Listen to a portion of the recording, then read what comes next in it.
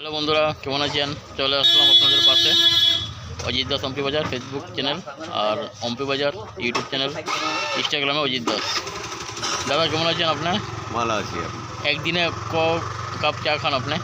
মোটামুটি 8 cup 9 cup হয়ে যায়। 8 কাপ 9 কাপ তো অনেক বেশি। প্রায় 50 টাকার চাই লেগে যায়। বাপরে, এত চা খান আপনি? আবার ওর ভিতরে আবার 2 প্যাকেট বিড়ি, আচ্ছা আচ্ছা ওর মধ্যে সিগারেট যায়। আচ্ছা। মোটামুটি দিনটা গেলে 60-70 টাকার ব্যাট 60-70 টাকা আপনার খরচ আছে দিনে, না? দিন গেলে।